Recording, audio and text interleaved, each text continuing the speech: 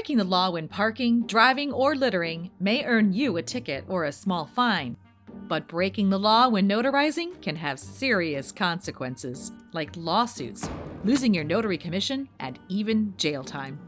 This is a story about two notaries, Norma and Nick. When it comes to notarizations, Norma always follows the rules and best practices. Nick, however, does not. Let's take a look at how Norma and Nick react when encountered with these illegal situations. Illegal Act 1.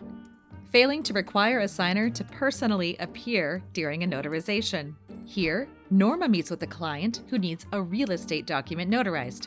The primary signer, however, is not present. The client shows her a tablet with the primary signer on video chat. The man is unresponsive and cannot communicate to Norma. Norma understands that she cannot know if the person signed the documents willingly or if the signature was falsified. She smartly rejects the client's request. Nick remembers his notary training.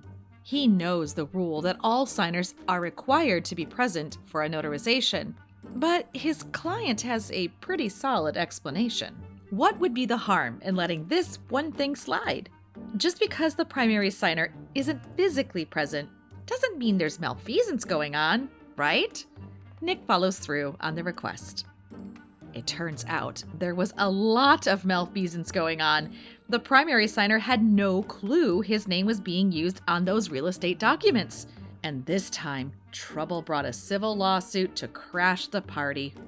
For pen and paper notarizations, the signer must be right there with you.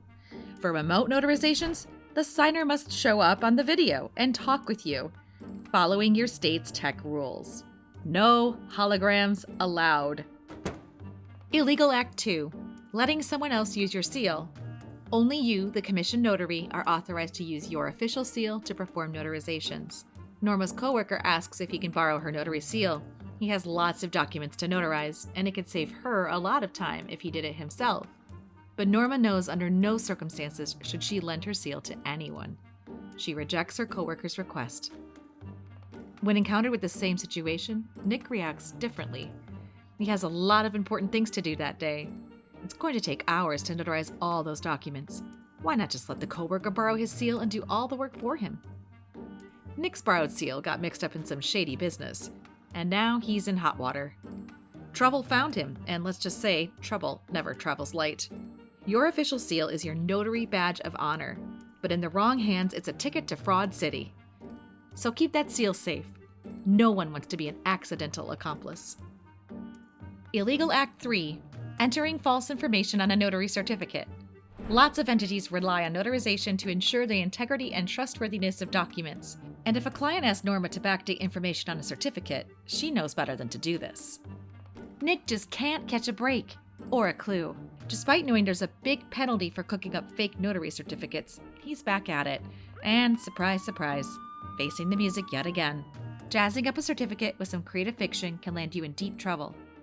Every state frowns on notaries getting imaginative with the truth, and you might just end up with more than a slap on the wrist. Remember, play it safe and stick to the best practices, unless you want your life to turn into a video full of trouble and awkward lessons. For a more in-depth look at illegal things notaries should never do, check out the link to the article in the description. For more videos like these, subscribe to our channel and click the bell to be notified when new videos are available. We'll see you in our next one.